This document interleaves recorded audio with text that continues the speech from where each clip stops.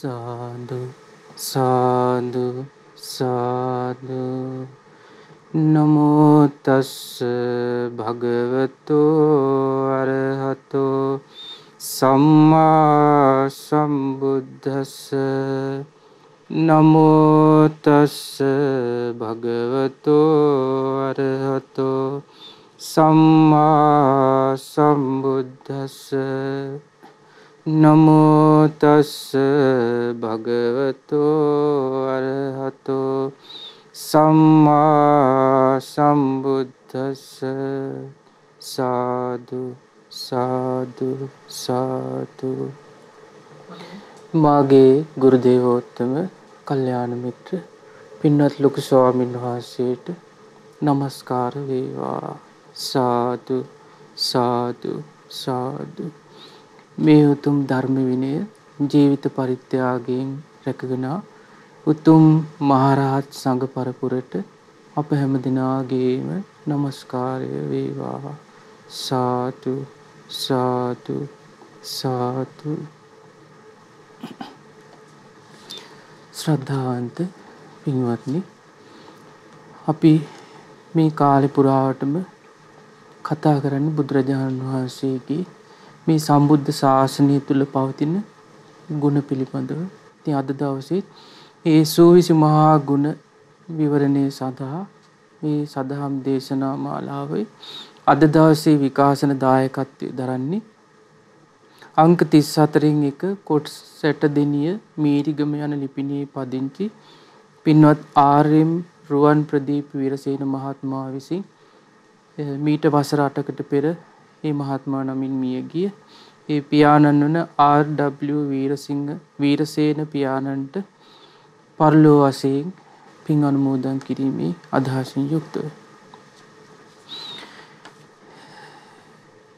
බුදුරජාණන් වහන්සේගේ ජීවිතය තුළ තියෙන ආශ්චර්යමත් බව, අසිරිමත් බව තමයි අපි මේ දිනවල කතා කරන්නේ.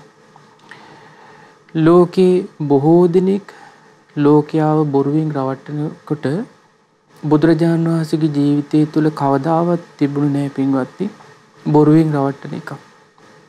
උන්වහන්සේ සත්‍යමයි ලෝකෙට කතා කළේ. ඒ නිසා ඒ සත්‍ය අහපු මිනිසයා මේ සත්‍ය වටහාගෙන සසරින්ම ඈතර වුණා. සසර ගමන අවසන් කළා. ඒ සසර ගමන පවතින්නේ ලෝකයේ බොරුවෙන් වැහිලා තියෙන නිසා.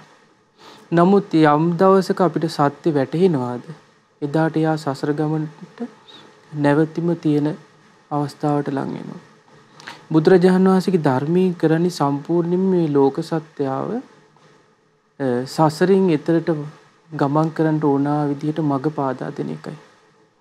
බුදුරජාණන් වහන්සේ වදාලා මේ හිරු සඳුල එක ලෝකෙ පායන්නේ නැත්නම් මේ ලෝකෙ මහ විශාල ඝන අන්ධකාරයක් තියෙනවා.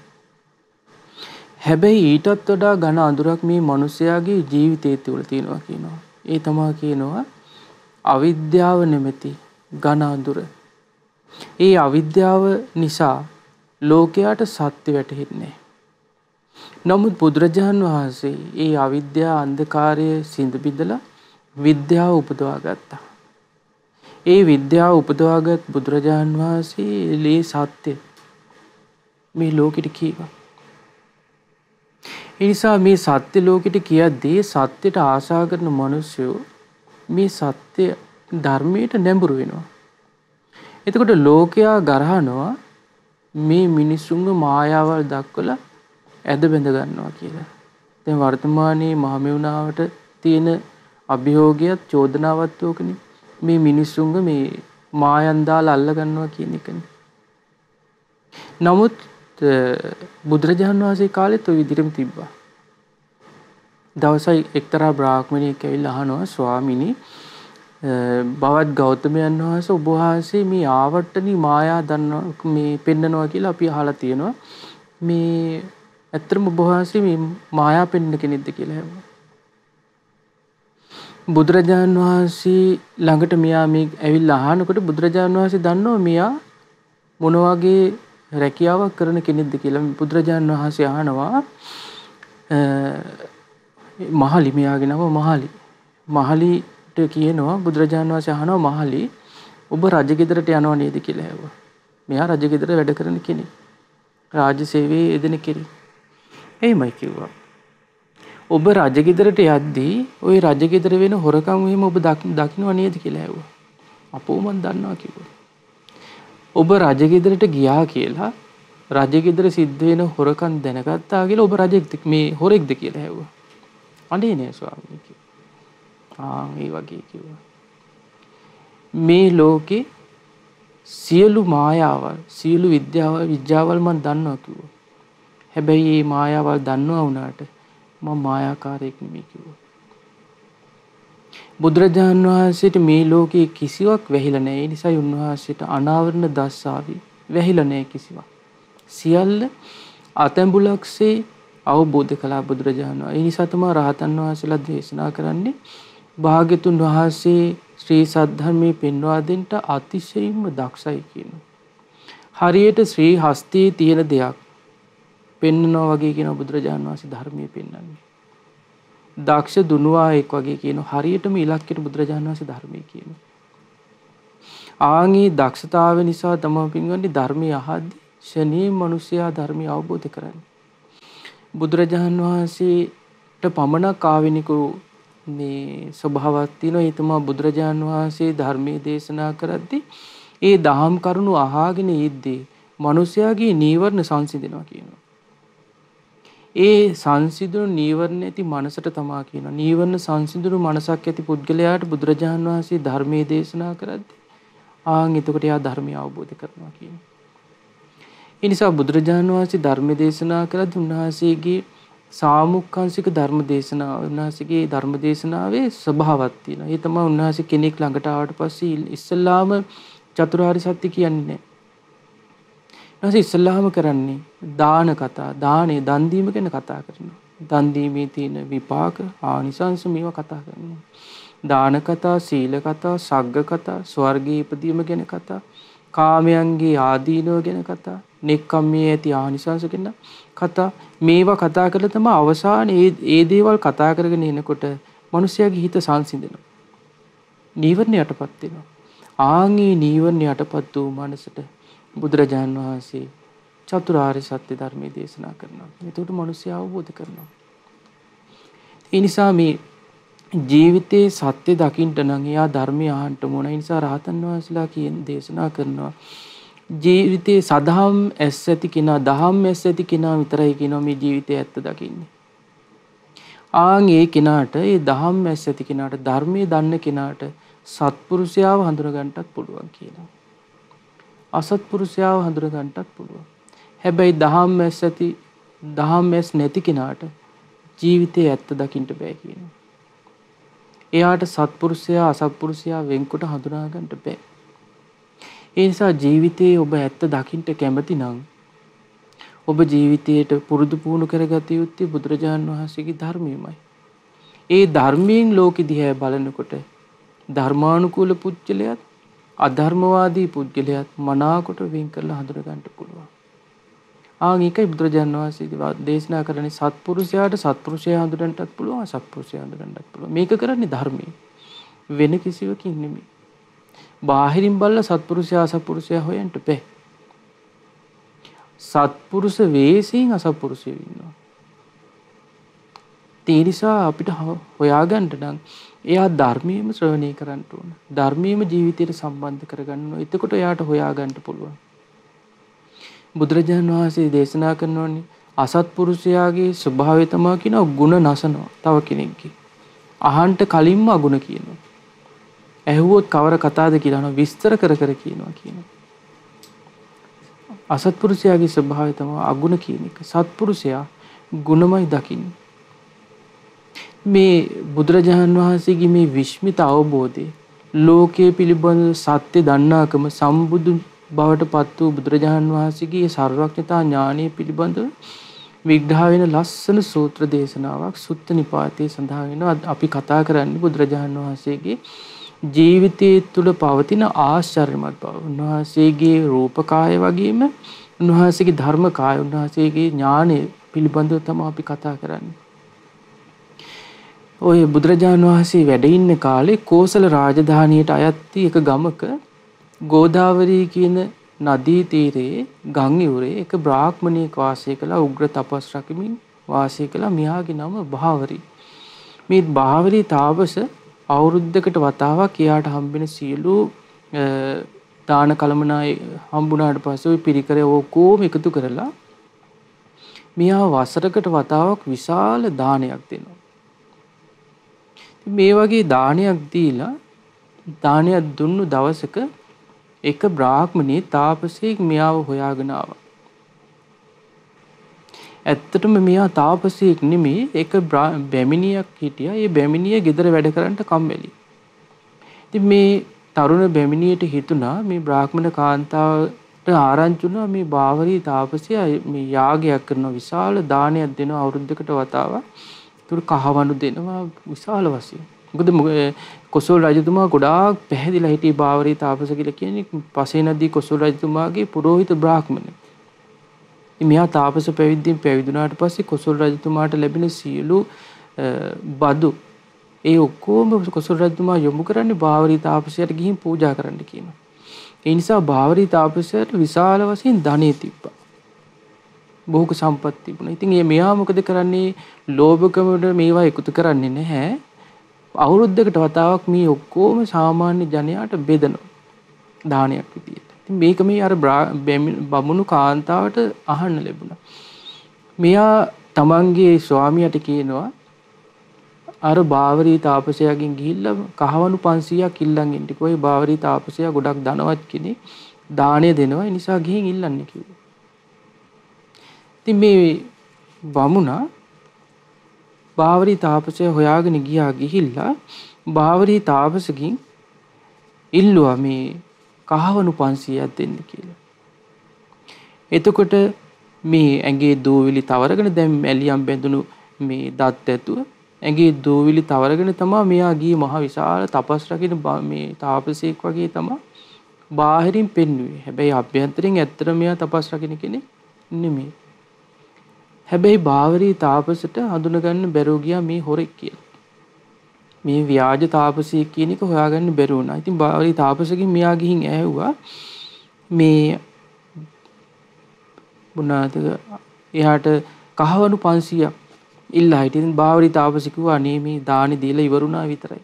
මං ගාව දැන් කිසිවක් නැහැ කිව්වා. මන් ළඟ යමක් තිබුණාද ඒ සියල්ල මම දුන්නා කිව්වා. මේ අසත්පුරුෂ මේ තාපස වේශයෙන් ඉන්න බමුණා මේ භාවරී තාපසයාට මේ උග්‍ර තපස් රකින්න මේ තාපසයට සාප කරා.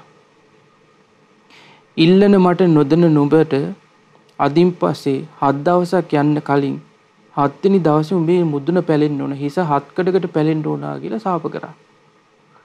දැන් භාවරී තාපස බය වුණා. ඇයි මේ බමුණු මේ උග්‍ර තපස් රකින්න බ්‍රාහ්මණෙක් වගේනේ මෙයා ආවේ ඇඟේ දූවිලි තවරගෙන. ඉතින් දැන් මේ භාවරී තාපසයා ගොඩාක් බය වුණා. තව දවස් 7යි තින්නේ. 7 වෙනි දවසේ මගේ හිස 7 කඩකට පැලෙනවා. දැන් මේ තාපසයා මට සාප කරා. ඒක ගොඩාක් දුකටපත් වෙලා හිටියේ. මේ දුකටපත් වෙලා ඉන්න එක ඒ ආරාමයේ හිටපු දේවතාවි දැක්කා. උත්‍රස්තං දුක්ඛිතං දිස්වා දේවතා අත්තකාමිනී. මේ දෙවියෝ මේ දේවතාවි දුකටපත් වෙලා බයටපත් වෙලා ඉන්න මේ භාවරී තාපසයව දැක්කා. ඉතින් මේ දේවතාවේ දැනගත්තා මේ ආවේ ඇත්තම තාපසෙක් නෙමෙයි. නමුත් මේ අහිංසක භාවරී තාපස දැන් බය වෙලා ඉන්න නිසා මේ බය දුරු කරන්න ඕන කියලා හිතලා මෙයා ඇවිල්ලා කිව්වා ඔය ආවේ තාපසෙක් නෙමෙයි කිව්වා. ඔය තාපසයා ඔය බමුණා ඔබට කිව්ව මුදුන ගැන කිසි දෙයක් දන්නේ නැහැ කිව්වා. ඔය බමුණා කුහකෙක් කිව්වා. කිසිම නුවණක් නැති කෙනෙක්. ඉතින් භාවරී තාපස අහනවා එහෙනම් භවති කියන්න කිව්වා. භවති දන්නේද කරුණ විමසන මට පවසාලව මුදුනත් මුදුනේ පැලුමත් අසා සිටුමු ඔබගේ බසින්. එහෙනම් දේවතාවි කියන්න කිව්වා මේ මුදුනත් මුදුනේ පැලීමත් කියලා කියන්නේ මොකක්ද කියලා. මේ දිව්‍යාංගනාව කියනවා අහං පේතං නජානාමි මම දන්නේ නැහැ කිව්වා. ඥානං එත්තන විජ්ජති එවැනි නුවණක් මට නැහැ කියනවා. මුදුනත් මුදුනේ පැලුමත් දන්න කෙනෙක් ඉන්නවා කියනවා. ඒ තමයි ජිනානං හෙත්ත දස්සන. මේ ලෝ ජයගත් උතුමෙක් ඉන්නවා කියනවා. ආන් ඒ උතුමන්ගේ දහමේ තමයි කියනවා මේ මුදුන පැලීම ගැන සඳහන් වෙන්නේ. ඒ වෙලාවේ මේ භාවදී තාපස අහනවා මේ ගැන යමෙක් දන්න කෙනෙක් මේ මහ පොළොවේ වසනවා නම් ඒ ගැන මට කියන්න කිව්වා. ආන් ඒ වෙලාවේ මේ దేవතාවි කියනවා පුරා කාපිල වත්තුම්හා නික්කන්තෝ ලෝකනායකෝ අපච්චෝ ඔක්කාක රාජස්ස සක්කි පුත්තෝ පබංකරෝ. මේ ඔක්කාක නම් රාජ පරම්පරාවෙන් ගිහි ජීවිතය අතහැරලා කිඹුල්වත් නුවරින් නික්මුණු තුන් ලොවටම නායක වූ මුළු ලොවම ආලෝක කරන ශාක්‍ය පුත්‍ර කියලා කෙනෙක් ඉන්නවා කිව්වා. ආන් එයා සෝහි බ්‍රාහ්මණ සම්බුද්ධ, එයාට කියන්නේ සම්බුද්ධ කියලා. ආන් එයා දන්නවා සබ්බා විඤ්ඤා බලප්පත්තු සියලු දේ අවබෝධ කළා උන්වහන්සේ. නුවණ තිබෙනවා මේ මුනිදුන්ට. ආන් මේ මුනිදු මේ පිළිබඳව දන්නවා කිව්වා. එයා ළඟට ගියොත් මේක දැනගන්න පුළුවන් කිව්වා. බුදුරජාණන් වහන්සේ ළඟට ගියොත් මේ මුදුන කියන්නේ මොකද්ද, මුදුන පැලීම කියන්නේ මොකද්ද කියලා මනාවකට දැනගන්න පුළුවන් කිව්වා. හැබැයි මට එහෙම නුවණක් නැහැ කිව්වා මේක තෝරලා දෙන්න. ඒකනේ දෙවරු සම්බුදුරජාණන් වහන්සේ බුදුරජාණන් වහන්සේ පිරිනොම් පානා මොහොතේ මේ දසදහසක් ලෝක ධාතුලි දෙවරු ආවා කියනවා. හෝ මේ තුන් ලෝකෙම එළිය කරන එකම ප්‍රඥාවන්ත ඇස හරි ඉක්මනට නිවෙනවනේ. ඉක්මනින් පිරිනුවම් පානවනේ. අනේ අපිට මේ බුදුරජාණන් වහන්සේ දැක ගන්නට බැරි වුණානේ කියලා ගොඩාක් දුක් වුණා කියනවා. කෙහෙවලු කඩාගෙන හඬ ආවා කියනවා. ඒ දසදහසක් ලෝක ධාතුරු දෙවිවරු බුදුරජාණන් වහන්සේගේ පිරිනුවම් මංචකේ ඒ පිරිනුවම් පානා බුදුරජාණන් වහන්සේ සියසින් දකින්න.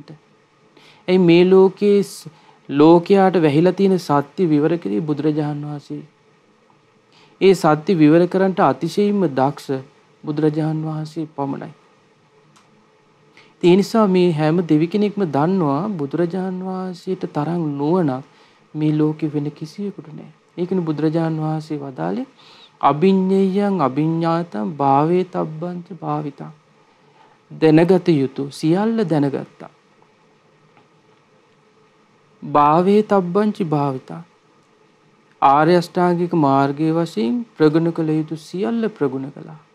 ඒ නිසා තස්මා බුද්ධෝස්මි බ්‍රාහ්මණ. ඒ නිසා බ්‍රාහ්මණේ සීල බ්‍රාහ්මණයට කියනවා. ඒ නිසා බ්‍රාහ්මණේ මම සම්මා සම්බුද්ධයි. සම්මා සම්බුද්ධයි කියලා කියන්නේ මේ ලෝකෙ සියල්ල අවබෝධ කළා කියන. ඉතින් මේ දේවතාවේ කියා හිටියා මේ කිඹුල්වත් නුවරින් නික්මුණු ශාක්‍ය කුලයෙන් නික්මුණු ඔක්කාක නම් රජ පරම්පරාවෙන් නික්මුණු මුළු ලෝම ආලෝක කරන ශාක්‍ය පුත්‍රය තමයි කියනවා ඒ සම්බුදුරජාණන් වහන්සේ. ඒ සම්බුදුරජාණන් වහන්සේ බුද්ධෝසෝ භගවා ලෝකේ සදහම් ඇස් ලබාගත්තේ භාග්‍යවත් සම්බුදුරජාණන් වහන්සේ තුන් ලෝකෙටම ධර්මයේ දේශනා කරනවා. ඒ අමා නිවන් මඟ උන්වහන්සේ දේශනා කරනවා. උන්න තං තුවං ගන්්වාන පුච්චස්සු. ඒ උතුමන් ළඟට ගිහිල්ලා ඔබ මේ කාරණේ ඇහැවුවොත් ඔබට නිසැකවම උත්තරයක් ලැබේ කිව්වා. ආයේ කිසිම සැකයක් කරන්න දෙයක් නැහැ. උන්වහන්සේ ඒකාන්තයෙන්ම නිවැරදි උත්තරේ දෙනවා කිව්වා. මට නුවණක් නැහැ කිව්වා මේකට උත්තර දෙන්න. දැන් අද කාලේ දෙවි කෙනෙක්ගෙන් මොකක් හරි අහලා මොන හරි උත්තරයක් දෙවිවරුන්ගෙන් මේ නද විතර අහගන්නේ. පෙරේත භූතයෙන්ගෙන් යාගන්නේ. ඒව අහලා ඒව සත්‍ය විදියට පිළිපැදලා ලෝකයා ජීවත් වෙන්නේ. නමුත් බුදුරජාණන් වහන්සේ මේ ලෝකේ සත්‍ය ලෝකෙට කියා දුන්නා. නමුත් ලෝකයා සත්‍ය පිළිගන්න සූදානම් නැහැ. මේ භාවරී තාවස කොච්චර මේ සත්‍ය දන්නේ නැති වුණත් මේ දේවතාවි කිව්ව දේ ඇහැව්වා. බුදුරජාණන් වහන්සේ තමයි මේ සියල්ල දන්නේ. ඒ නිසා මේ බුදුරජාණන් වහන්සේගෙන් ගිහිල්ලා ඇහැව්වොත් මේකට නිවැරදි උත්තරේ ලැබේ කිව්වා. බලන්න සම්බුද්ධෝති වචෝ සුත්වා. සම්බුදු කියන වචනය අහපු ගමම් ඒ වචනේ අහපු සැනින් සම්බුදුයි කියලා අද කාලේ කීවට එච්චර ලෝකයට දැනෙන්නේ නැහැ. නමුත් ඒ කාලේ මේ සම්බුද්ධ කියලා කියන්නේ සියලු ලෝකේ මේ මුළු ලෝම අවබෝධ කළා. මේ ලෝකේ සැබෑ තතු දන්න කෙනා කියන අර්ථයෙන් තමයි බුද්ධ කියලා කියන්නේ. දැන් සම්බුදු කියන වචනේ ශ්‍රවණය කිරීමත් සමග බාවරී තාපසයා සතුටින් පිනා ගියා කියනවා. උදග්ගෝ බාවරී යහෝ. ඒ සම්බුදු කියන වචනේ අහපු සැනින් බාවරී තාපසට පුදුම සතුටක් ඇති වුණා කියනවා. ප්‍රීතියෙන් පිරීලා ගියා කියනවා. හිත ආයි කියන්නේ මේ ලෝකේ දන්න කෙනෙක් ඉන්නවා. මේ ලෝකෙ පිළිබඳව සැබෑ తত্ত্বය දන්න කෙනෙක් ඉන්නවා කියලා බාවරී තාපසට ගොඩක් සතුටු හිතුණා කියන කොච්චර සතුටුද ශෝකස්ස තනුකෝ වාසී ඔහුගේ ශෝකයේ මොහොතකට නැති අඩු වෙලා ගියා කියනවා. ඉතින් මේ බාවරී තාපස ගොඩක් වයසයි. ඒ නිසා බාවරී තාපස කල්පනා කරා තමන් යන්නේ නැතුව තමන්ගේ ගෝලේ යවන්න ඕන. මෙයා සතුටු සිතින් සොම්නස් වුණු දෙවියන්ට කියනවා. ඒ දෙවියන්ගෙන් අහනවා කතම්හි වා ජනපදේ ලෝකනාථෝ මොන ජනපදයේද ඉන්නේ කියලා කොයි ගමේද ලෝකනාථයන් වහන්සේ ඉන්නේ කියලා ඇහුවා. යත් ගන්්වා නමසේසු සම්බුද්ධං දීපදුත්තම. ආන්ගේ සම්බුදුරජාණන් වහන්සේ වෙත ගිහිල්ලා අපි මේ උන්වහන්සේව නමස්කාර කරලා අපි මේ ගැන අහන්නම් කිව්වා. කොයි ගමේද ඉන්නේ කියලා ඇහුවා. එතකොට මේ దేవතාවි කියනවා සාවත්තියං කෝසලී මන්දිරේ ජිනෝ ඒ මුළු තුන්ලෝම දිනාගත්තු මහා ප්‍රඥාව ලබාගත්තු උත්තම නුවණක් පැතිරුණේ සම්බුදුරජාණන් වහන්සේ මේ දිනවල වැඩ ඉන්නේ කොසල් ජනපදයේ කිව්වා. කොසල් රටේ ඉන්නේ කිව්වා. එහෙට ගියොත් බුදුරජාණන් වහන්සේ මුණ ගැහෙන්න පුළුවන් කිව්වා. ඉතින් මේ වේදේ පරතරටපත් වූ බාවරී තාපස තමන්ගේ ගෝලේ මෙයාට ඉන්නවා ගෝලියෝ විශාල පිරිසක් ඉන්නවා. නමුත් ඒ ගෝලියෝ අතර ගෝලියෝ 16 දෙනෙක් හිටියා. මෙයා මේ අතිශය දක්ෂ ගෝලියෝ 16 දෙනෙක්. ගෝලියෝ 500ක් පිරිවරාගෙන හිටියේ. නමුත් මේ 500 අතර ගෝලියෝ 16 දෙනෙක් හිටියා. ගොඩක් දක්ෂ. මේ ගෝලියෝ 16 දෙනාට කතා කරා. කතා කරලා කියනවා මේ සම්බුදුරජාණන් වහන්සේ නමක් පහළ වෙලා ඒ නිසා මේ සම්බුදුරජාණන් වහන්සේ නමක් මෙයා කියනවා යස්සේසෝ දුර්ලභෝ ලෝකේ යමෙක්ගේ උපත දුර්ලභ නම් ඒ පාතු භාවෝ අබින්නසෝ ඒ දුර්ලභ මේ පහළ වීම තෙන් පහළ වෙලා තියෙන්නේ උපත පහළ වෙලා තියෙන්නේ සම්බුද්ධෝ ඉති විස්සුතෝ ඒ කියන්නේ සම්බුදු රජාණන් වහන්සේ යන නම ඇති කෙනා මේ ලෝකේ පහළ වෙලා ඉන්නේ. ඒ නිසා වහා ගිහිල්ලා සවැත් නුවරේ නරෝත්තමයව දකින්න කිව්වා. උන්වහන්සේ සවැත් නුවරේ ඉන්නේ. ඒ නිසා ඒ උත්තමයව දැක ගන්න කිව්වා. ඒ වෙලාවේ මේ ගෝල තාපසීන් අහනවා ගුරුදේවීනි අපි කොහොමද කියලා හැවයි සම්බුදුරජාණන් වහන්සේ හඳුනාගන්නේ. උඩ මේ බාවරී තාපස කියනවා එයි මම නුඹලට කියලා දීලා තියෙනවානේ මේ ලක්ෂණ ශාස්ත්‍රයේ දෙතිස් මහා පුරුෂ ලක්ෂණ තියෙන යම් පුරුෂයෙක් ඇද්ද එයා ගිහි ගෙදර වාසය කළොත් සක්විති රජු වෙනවා. යම් හේකින් ගිහිගේ අතහැරලා පැවිදි වුණොත් ශ්‍රමණ බවට පත් වුණොත් මේ ලෝකෙම අවබෝධ කරපු තැනැත්තා බවට පත් වෙනවා. ඒ නිසා ගිහිල්ලා බලන්න කිව්වා. මේ ඇත්තටම සම්බුදු කෙනෙක්ද කියලා. එතකොට මේ බාවරී තාපසගේ ගෝලියෝ ටික ඒ බුදුරජාන් වහන්සේ හොයාගෙන ගියා. නමුත් ඒ වෙනකොට බුදුරජාන් වහන්සේ දන්නවා මේ බාවරී තාපසගේ මේ ගෝල පිරිසගේ ඉන්ද්‍රිය ධර්ම වැඩිලා නැහැ. ඒ නිසා උන්වහන්සේ හිටපු තැන ඉඳලා වෙනත් තැනකට වැඩියා උන්වහන්සේ දැනගත්තා මේ ස්ථානයේ හිටියොත් බොහෝ දෙනෙකුට ධර්මය අහන්නත් ධර්මය අවබෝධ කරගන්නත් ලැබෙනවා. ඒ නිසා මම මේ ස්ථානෙට යන්න ඕනේ. උන්වහන්සේ ඒ නිසා කොසල් ජනපදයෙන් නික්මිලා වෙනත් තැනකට වැඩියා. කොසල් රාජධානියම තමයි. නමුත් මේ අජිත තාපස ගෝලියෝ 16 දෙනා මේ බුදුරජාන් වහන්සේ කොහෙද ඉන්නේ කියලා හොයා ගියා. මේ බාවරී තාපස මේ ගෝලියෝ යන්න කලින් කියනවා ජාතින් ගෝතංච ලක්කණං එතුමන් වෙත ගිහිල්ලා මගේ ජාතියත් ගෝත්‍රයත් මන්තේ සිස්සේ පුනාපරේ අහන්ට කිව්වා. මේ බාවරී තාපසගේ තමන්ගේ ගුරුවරයාගේ ජාතිය ගෝත්‍රය ඊළඟට මේ බාවරී තාපසට පින්වත්නි දෙතිස් මහා පුරුෂ ලක්ෂණයෙන් පුරුෂ ලක්ෂණ 3ක් තිබුණා. මේ මට මේ මහා පුරුෂ ලක්ෂණ කීයක් තියෙනවද? මාගේ ශිෂ්‍ය පරම්පරාව කී දෙනෙක්ද? ඊළඟට මගේ ජාතිය, මගේ ගෝත්‍රය මොකක්ද? මගේ වයස කීයද? මේවා අහන්න කිව්වා ගිහිල්ලා. හැබැයි අහන්න කිව්වේ කොහොමද? මනසායේව පුච්චත හිතෙන් අහන්න කිව්වා බුදුරජාණන් වහන්සේගේ. වචනෙන් අහන්න එපා කිව්වා. මේ බලන්න බුදුරජාණන් වහන්සේ ඉදිරියට ගිහිල්ලා ගෝලයින්ට අහන්න කිව්වේ ප්‍රශ්න අහන්න කිව්වේ හිතෙන්. එතකොට උන්වහන්සේ සම්බුදුවරයෙක් නම් උන්වහන්සේ වචනින් උත්තර දෙයි කිව්වා. දැන් බලන්න මේ හැකියාව කාටද තියෙන්නේ කියලා. සම්බුදුවරයෙක්ගේ අස්රීම නොවේද කියලා බලන්න පින්වත්නි. ඒ බුදුරජාණන් වහන්සේගේ හැකියාව. එතකොට මේ භාවරී තාපස කියනවා අනාවරණ දස්සාවි යදි බුද්ධෝ භවිස්සති. ඒ සම්මා සම්බුදුරජාණන් වහන්සේට අන්න කියනවා අනාවරණ දස්සාවි කිසිවක් වැහිලා නැහැ කියනවා. බාධාවල් නැහැ කියනවා. මේ ලෝකේ වැටහීම් සම්බන්ධයෙන් කිසි බාධාවක් නැහැ කියනයි බුදුරජාණන් වහන්සේට. ඒ නිසා උන්වහන්සේගෙන් නුඹලා ගිහිල්ලා හිතින් අහන්න කිව්වා. මගේ ගුරුවරයාට වයස කීයද? හිතින් අහන්න කිව්වා. මගේ ගුරුවරයාට කොච්චර ගෝලියෝ ඉන්නවද? මේවා හිතින් අහන්න කිව්වා. ඒ සම්බුදු රජාණන් වහන්සේ එතකොට මනසා පුච්චිතේ පඤ්ඤේ වාචාය විසජ්ජස්සති. ඒ කියන මේ මනසින් අහන ප්‍රශ්නවලට ඒ බුදුරජාණන් වහන්සේ වචනින් උත්තර දෙයි කිව්වා. ඔබ ගිහිල්ලා හිතින් දැන් බුදුරජාණන් වහන්සේගේ ඉදිරියේ වාඩි වෙලා බුදුරජාණන් වහන්සේගෙන් හිතින් මේ ප්‍රශ්න අහන්න කිව්වා. ඒකට බුදුරජාණන් වහන්සේ වචනෙන් උත්තර දෙයි කිව්වා. බලන්න බුදු කෙනෙක් පිළිබඳව තියෙන වැටහීම කොච්චරද කියලා ලෝකෙට එතකොට. එතකොට මේ අජිත තාපස ප්‍රධාන තාපසවරු 16 දෙනෙක් අඳුන් දිවිසම් දරාගෙන බුදුරජාණන් වහන්සේව හොයාගෙන ගියා. ගමක් පාසා හොයාගෙන ගියා. මේ විදිහට හොයාගෙන ගියාට පස්සේ බුදුරජාණන් වහන්සේ ඒ වෙලාවේ වැඩ හිටියා එක්තරා පර්වතයක් මුදුනේ දේවාලයක් ළඟ. ඒකට කියනවා ඒ පර්වත චේතිය. ඒ ස්ථානයේ බුදුරජාණන් වහන්සේ වැඩ හිටියා. අජිත තාපස දැක්ක කියනවා ඈතින්ම ඒ කන්ද නගිනකොට බුදුරජාණන් වහන්සේ වැඩ ඉන්නවා. දැක්කේ මෙන්න මේ විදියයි කියනවා.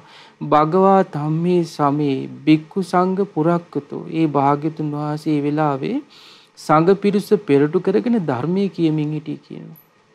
බික්ඛූණං ධම්මං දේසේති සීහෝව නදති වනේ. හරියට වනේ නාද දෙන සිංහෙක් වගේ කියනවා. සිංහනාද දෙන මේ සිංහෙක් වගේ බුදුරජාණන් වහන්සේ සංඝයාව පෙරටු කරගෙන ධර්මයේ කියමින් හිටියේ කියන ඒ වෙලාවේ. අජිතෝ අදස්ස සම්බුද්ධං සතරං සිව බානුමං. අජිත තාපස භාග්‍යතුන් වහන්සේ දැක්කා. කොහොමද දැක්කේ? හරියට මෙන්න මේ වගේ කියනවා. චන්දං යතා පන්න රසේ. හරියට පුන් පොහොදා ආකාශී පෑයූ හඳක් වගේ කියනවා බුදුරජාණන් වහන්සේ දැක්කේ. පරිපූර්ණං උපාගතං සම්පූර්ණත්වයට පත්වෙච්ච හඳ වගේ කියන හරියට පොයදාට අහස් කුසේ නැගී මුළු පොළොවම එළිය කරන පුන්සඳ මඩල වගේ කියනවා බුදුරජාණන් වහන්සේ දකිද්දී. සතුටු හිතුණා කියනවා. ඒ බුදුරජාණන් වහන්සේගේ පින් සිරුරේ මහා පුරුෂ ලක්ෂණ දැක්කට පස්සේ සතුටු සිතක් ඇති වුණා කියනවා ඔහුට. මෙහා ඈතින්ම බුදුරජාණන් වහන්සේ දිහා බැලුවා. දකිද්දි පේනවා මහා පුරුෂ ලක්ෂණේ උන්වහන්සේගේ ශරීරයේ පුරාම පේන්ට තියෙනවා. දෙතිස් මහා පුරුෂ ලක්ෂණ වලින් පුරුෂ ලක්ෂණ දෙකක් හැරුණකොට ඉතුරු පුරුෂ ලක්ෂණ 30ම බුදුරජාණන් වහන්සේගේ ශරීරයෙන් බාහිරින් පේන්ට තියෙනවා. මෙයා බුදුරජාණන් වහන්සේ ඉදිරියට ගිහිල්ලා දැන් බුදුරජාණන් වහන්සේගේ දෙතිස් මහා පුරුෂ ලක්ෂණ දැක්කා. දැකලා බුදුරජාණන් වහන්සේ ළඟින් වාඩි වෙලා මෙයා හිතින් ප්‍රශ්න අහනවා දැන්. කොහොමද? ආදිස්ස ජම්මනං බ්‍රෝහි ගොත්තං බ්‍රෝහි සලක්කන. බුදුරජාණන් වහන්සේගේ ශරීරයේ පුරා තියෙන දෙතිස් මහා පුරුෂ ලක්ෂණ අජිත තාපස දැක්කා. දැකලා අහනවා බුදු සමිඳුන් මේ පවසන්න කිව්ව සමිදානෙනි පවසන්න අපේ ආචාර්යයින්ගේ උපත මොකද්ද? ඒ කියන්නේ මගේ ගුරුවරයාට වයස කීයද කියලා හිතෙන් ඇහුවා. වචනෙන් නෙමෙයි ඇහුවේ හිතෙන් ඇහුවා.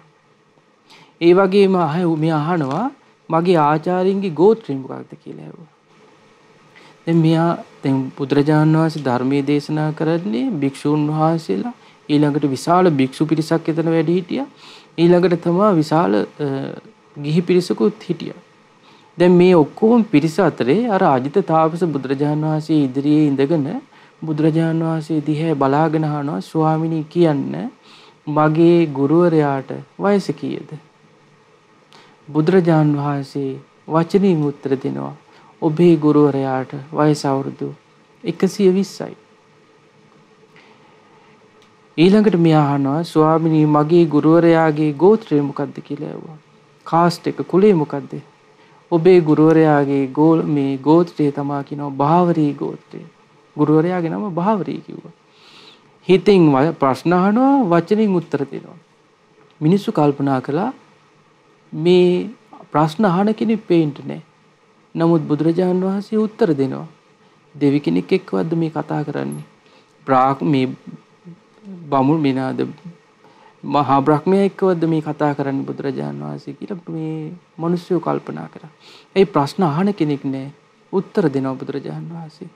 ඊළඟට මේ අජිත තාපසහනවා ස්වාමීනි කියා දෙන්න කිව්වා මගේ ගුරුවරයාට ගෝලියෝ කී දෙනයිද කියලා ඇහුවා. බුදුරජාණන් වහන්සේ දැන් අරයා හිතෙන් අහන්නේ බුදුරජාණන් වහන්සේ වචනින් උත්තර දෙනවා නුඹේ ගුරුවරයාට ගෝලියෝ 500යි. හරි. එහෙනම් ස්වාමිනී කියන්න මගේ ගුරුවරයාට දෙතිස් මහා පුරුෂ ලක්ෂණ ඉන්නේ පුරුෂ ලක්ෂණ කීයක් තියෙනවද කියලා ඇහුවා. අජිත තාපසේ හිතෙන් අහනවා බුදුරජාණන් වහන්සේ වචනින් උත්තර දෙනවා නුඹේ ගුරුවරයාට මහා පුරුෂ ලක්ෂණ 3ක් තියෙනවා. පවසාලන්න මුනිදුනි මගේ ගුරුවරයා තුල තියෙන පුරුෂ ලක්ෂණ 3 මොනවාද කියලා ඇහුවා. බුදුරජාණන් වහන්සේ වචනෙන් උත්තර දෙනවා ඔබේ ගුරුවරයාට පුරුෂ ලක්ෂණ 3යි එකක් ඌර්ණ රෝම ධාතුව තියෙනවා. දෙබැම අතර කැරකුණු ඌර්ණ රෝම ධාතුව තියෙනවා. ඊළඟට නුඹේ ගුරුවරයාට පහූත ජීව දිගු දිවක් තියෙනවා. බුදුරජාණන් වහන්සේටත් තියෙනවානේ. ඒ දිව මේ දිගු කරලා මුළු මූණම වහන්න පුළුවන් කියන නලල් තලයේම වහලා හකුල වල ඇතුළට ගන්න පුළුවන් කියන. ඉතා සියුම් නම්මශීලී දිවක් කියනවා බුදුරජාණන් වහන්සේට තියෙනවා.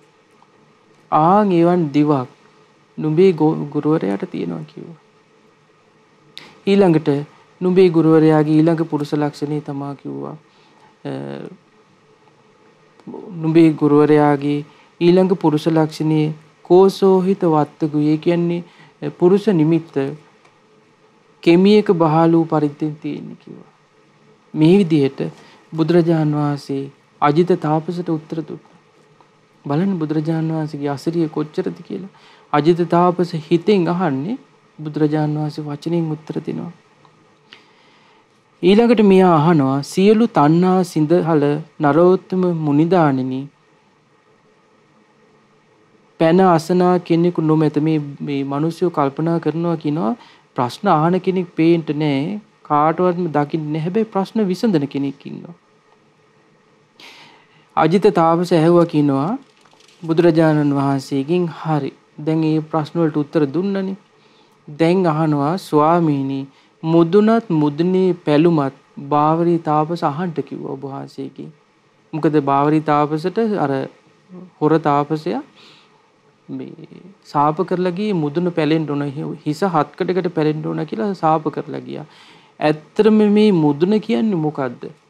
ස්වාමිනී මගේ ගුරුවරයා ඔබ වහන්සේගෙන් අහන්න කිව්වා මුදුන කියලා කියන්නේ මොකද්ද? ඒ වගේම භගවත් මුනිදාණෙනි පවසාරන්ට කිව්වා මේ සැකය දුරු කරන්න කිව්වා. අපි සැකෙන් ඉන්නේ මොකද්ද මේ මුදුන කියන්නේ මොකක්ද? මුදුන පැලීම කියලා කියන්නේ මොකක්ද කියලා අපි දන්නේ නැහැ. අනේ ස්වාමිනී නිසා අපිට මේක මේ පහදලා දෙන්නකෝ මේ සැකය දුරු කරන්න මගේ ගුරුවරයාගේ සැකය දුරු කරන්න කිව්වා.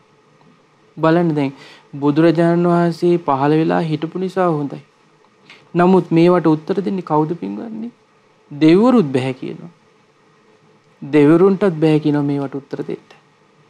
දැන් අපි මේ දෙවිවරු සරණ ගිහිල්ලා දෙවිවරුන්ට වැඳ පුදාගෙන පහන් දැල්වගෙන හිටියට මේ ලෝකයේ ඇත්ත ස්වභාවය සත්‍ය වශයෙන්ම කියා දෙන්න දෙවිවරුන්ටවත් බෑ කියනවා. මගපල්ලාභී දෙවිවරුන්ට හැරෙනකොට අනිත් දෙවිවරුන්ට මේවා කියන්න බෑ. මගපල්ලාභී දෙවිවරුනුත් යමක් කියනවා නම් ඒත් බුදුරජාණන් වහන්සේ වදාළ ධර්මයමයි. සත්‍ය කියලා කියන්නේ බුදුරජාණන් වහන්සේ වදාළ ධර්මය. ලෝකේ සත්‍යයි යමක් ඇද්දේ සියල්ල බුදුරජාණන් වහන්සේ වදාළ දේ. ඒකනේ උත්තර රහතන් වහන්සේ ධර්මයේ දේශනා කළද්දී සක්දෙවිඳු ඇහිලා හැවි ස්වාමිනී ඕක ඔබ වහන්සේ හරි ලස්සනට බණ කියනවා. ඕක ඔබ වහන්සේගේ අවබෝධයක්ද කියලා ඇහුවා. උත්තර රහතන් වහන්සේ වදාළේ දේවේනි දේවේන්ද්‍රය මේ ලෝකේ සුභාෂිතයයි යමක් ඇද්ද ඒ සියල්ල බුදුරජාණන් වහන්සේගේ. අපි කරන්නේ ඒවා උපුටා දක්වන එක විතරයි කිව්වා. බුදුරජාණන් වහන්සේ වදාළ ධර්මයේ ඉස්මතු කරලා පෙන්නනවා මෙන්න මේ විදිහයි ලෝකයේ කියලා. අපි කරන්නේ ඒක කිව්වා. මේක අපේ අවබෝධයක් නෙමෙයි කිව්වා. ඉතින් අපිට කරන්නේ අපිට ශක්ති පමණින් ඒ බුදුරජාණන් වහන්සේ මේ ලෝකෙට වදාළ සත්‍ය මේකයි. ඒ නිසා මේ උත්තරමය කෙරේ පහදින්න කියලා ලෝකයට කියනවා. එතකොට දක්ෂ මිනිසයා බුදුරජාණන් වහන්සේ වදාළ බුදුරජාණන් වහන්සේ ගැන මේ විදිහට කියනකොට හිත පහදා ගන්න බලන්න දැන් මේ වගේ හැකියාවක් කාටද තියෙන කියලා අපි ළඟට මිනිස්සු ඇවිල්ලා කොච්චර හිතෙන් දේවල් අහනවද හිතෙන් කොච්චර බනිනවද අපිට පේන්නේ නේද මූණ බල්ලා කියන්න පුළුවන් මේ මූණ ඉස්සරහින් අපි ළඟ ඉඳගෙන හිටියා කියලා මේ හිතෙන් බැන බැන ඉන්නවද හිතෙන් මොනවා කිය කී ඉන්නවද කියලා කවුද දන්නේ හැබැයි බුදුරජාණන් වහන්සේ ඉදිරියේ ඒක නෑ බුදුරජාණන් වහන්සේට වැහිලා නෑ බුදුරජාණන් වහන්සේගේ ඉදිරියට යමෙක් එනවාද ඒ කෙනාගේ හිතේ ඇත්ත ස්වභාවය බුදුරජාණන් වහන්සේට දකින්න පුළුවන්. ඒකනේ බුදුරජාණන් වහන්සේගෙන් දවසක් කෙනෙක් ඇවිල්ලා අහනවා ස්වාමිනී ඔබ වහන්සේ ළඟට එක එක්කෙනා ඇවිල්ලා ප්‍රශ්න අහනවා. ඒකට ඔබ වහන්සේ ඒවට හරි දක්ෂ විදියට උත්තර දෙනවා. ඇත්තටම ඔබ වහන්සේ ඕක කරන්නේ කොහොමද මේ ඒ අය එන්න කලින් ඔබ වහන්සේ මේ ප්‍රශ්න වලට උත්තර හදාගෙන දින්නේ කියලා හැව. බුදුරජාණන් වහන්සේ වදාලා මෙයා වාහන හදන කෙනෙක්. මම ඕක ඔබෙන් මහන්නම් කිව්වා. ඔබ වාහන හදන කෙනෙක්නේ. එතකොට ඔබ වාහන පිළිබඳව හොඳ දක්ෂතාවයක් තියෙන කෙනෙක්. වාහන වල තියෙන සියලු අංගපසංග ගැන ඔබ හොඳ දක්ෂයි. එතකොට ඔබ ළඟට කෙනෙක් ඇවිල්ලා වාහනයක මේ තියෙන දෝෂයක් ගැන කිව්වොත් ඔබට ඒ වාහනේ බලන්නේ නැතුව කියන්න පුළුවන් නේද කියලා ඇහුවා. අනේ පුළුවන් ස්වාමිනී. ආන් ඒ වගේ තමයි කිව්වා මමත්. මේ ජීවිතයේ ඇත්ත මොකක්ද කියලා බුදුරජාණන් වහන්සේ හොඳින් අවබෝධ කරලා තියෙනවා. ඒ නිසා કોઈ පැත්තෙන් ප්‍රශ්නයක් ඇහුවත් බුදුරජාණන් වහන්සේට මනාකොට උත්තර දෙන්න පුළුවන්. ඒකයි ඒ සර්වඥතා ඥානය කියලා කියන්නේ. බුදුරජාණන් වහන්සේ වදාළේ උන්වහන්සේ ධර්මයේ දේශනා කරන්නේ දසබල ඥාන, සිව් විසරද ඥාන තුල පිහිටලා. ඒ නිසා උන්වහන්සේ වදාලා මහණෙනි මම මේ දේ කියන්නේ මේ ධර්මයේ කියන්නේ කාගෙන්වත් අහලා නෙමෙයි කියනවා. තමන් වහන්සේම අවබෝධ කරගත් ඥානයෙන් කියනවා මේක කියන්නේ.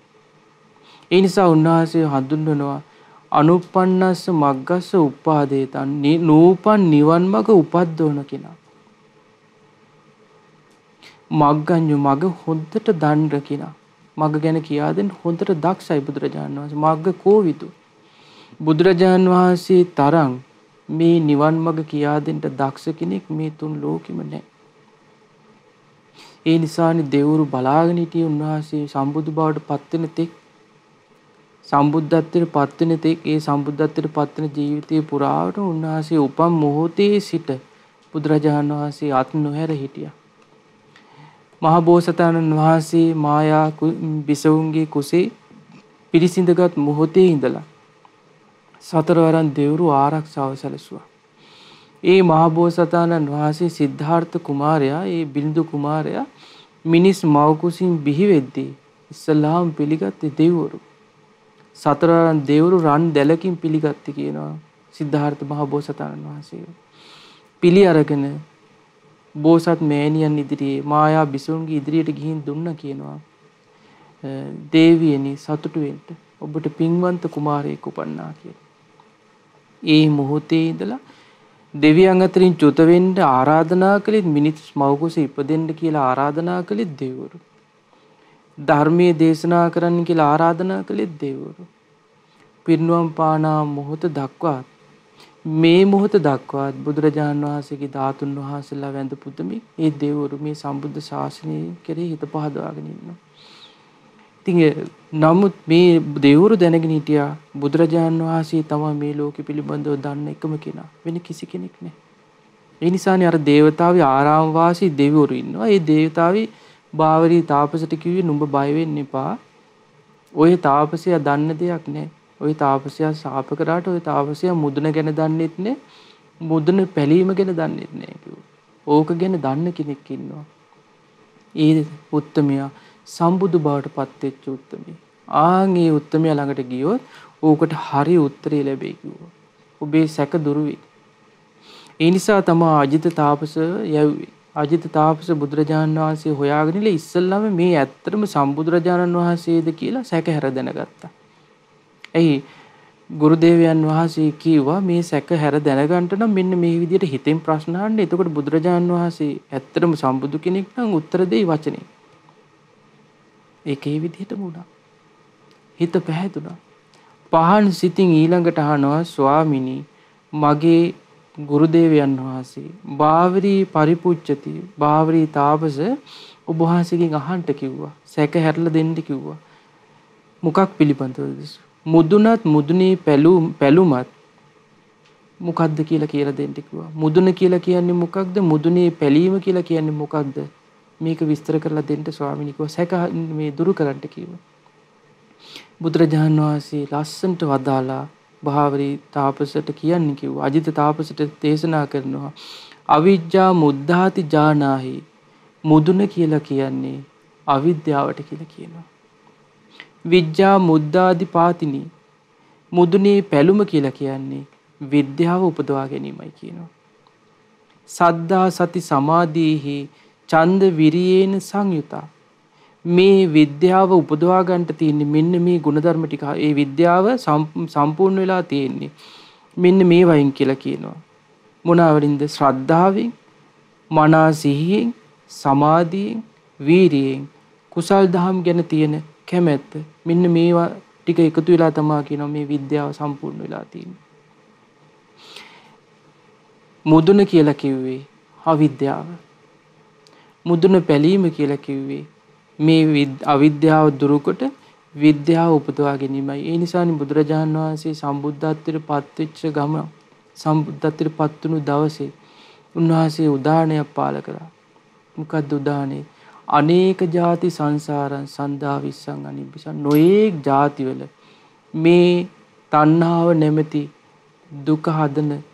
දුක නැමැති ගේ හදන වඩුව මං හොයාගෙන ගියා කියනවා. අනේක ಜಾති සංසාරං සන්දා විස්සං අනිබ්බිසං. ගහකාරකං ගවේසන්තෝ දුක්ඛා ಜಾති පුනප්පුනා. මේ දුක නැමැති ගේ හදන වඩුව මං හෙව්වා කියනවා. නොඑක් ಜಾතිවල. කොච්චර ಜಾතිවලද? සාරාංශක කල්ප ලක්ෂයක් පුරාවටම උන්වහන්සේ පාරමී ධර්ම සම්පූර්ණ කරමින් හෙව්වේ. කිං කුසල ගවේසී කිං සච්ච ගවේසී. කුසලයේ කියන්නේ මොකද්ද? සත්‍ය කියන්නේ මොකද්ද කියලා උන්වහන්සේ ඒ සාරාංශක කල්ප ලක්ෂයක් පුරාවටම හෙව්වා. මේ දුක නැමැති ගේ හදන වඩුවා කවුද කියලා බුදුරජාණන් වහන්සේ හෙව්වා.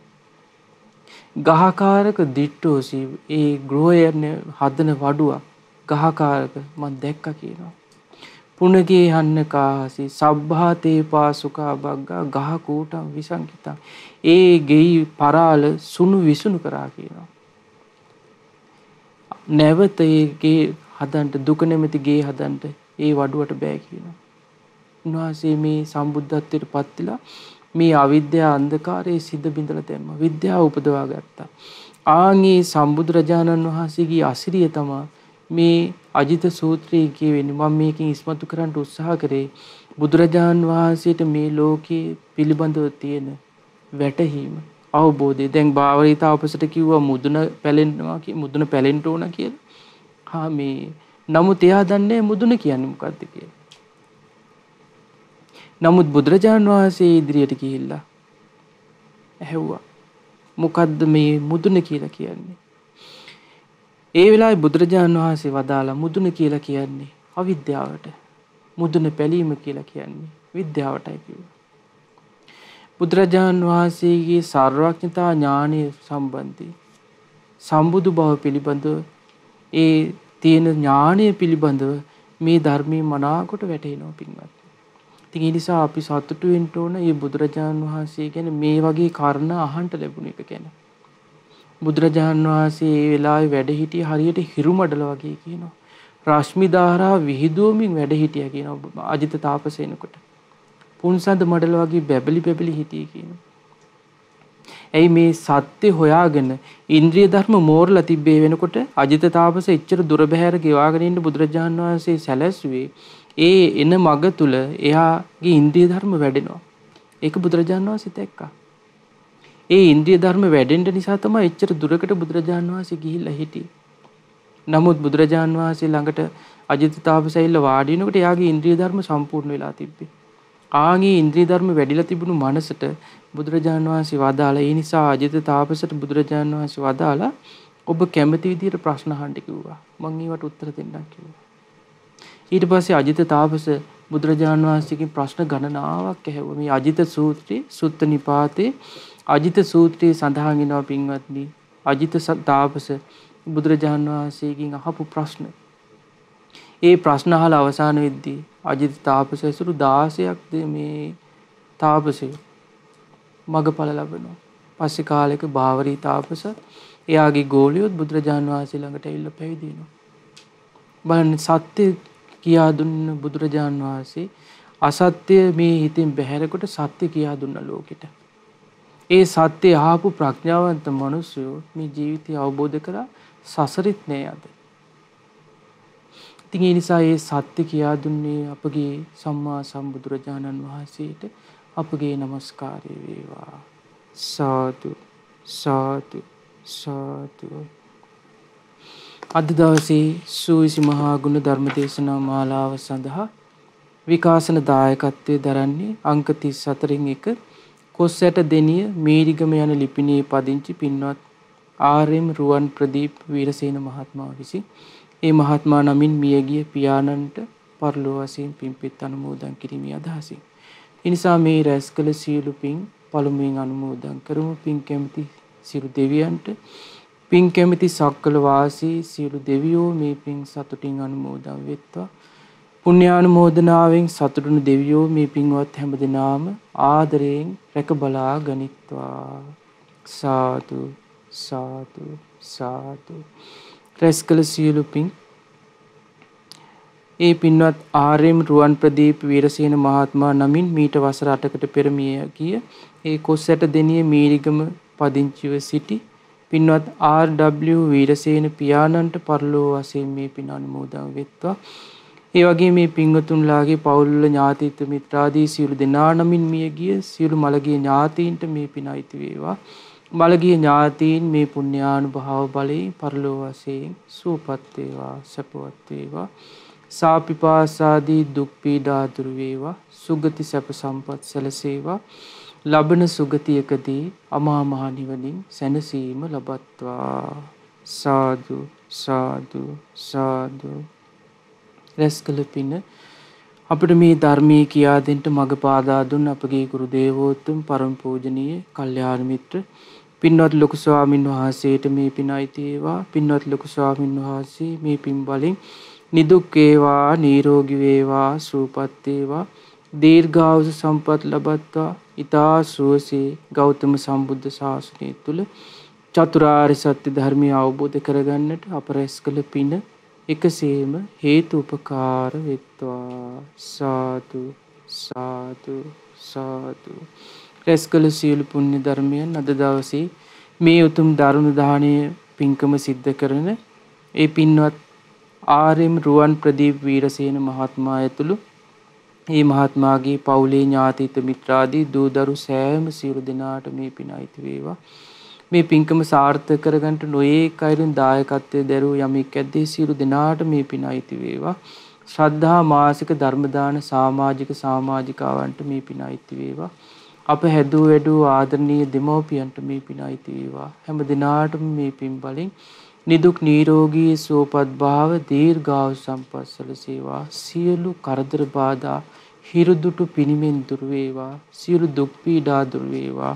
හැම දිනාටම උතුම් සම්බුදු බලයෙන් පසේ බුදු ගුණ බලයෙන් රහතුන්ගේ තේජසින් මේ පාරිශුද්ධ ධර්මයේ අනුවසින් සියලු යහපත සැලසේවා. සාදු සාදු සාදු. හැම දිනාටම තෙරුවන් සරණයි. නමෝ බුද්ධාය. මෙවැනි වටිනා ධර්ම දේශනා ශ්‍රවණය කිරීමට ශ්‍රද්ධා ඩේලි YouTube චැනලය සබ්ස්ක්‍රයිබ් කරන්න.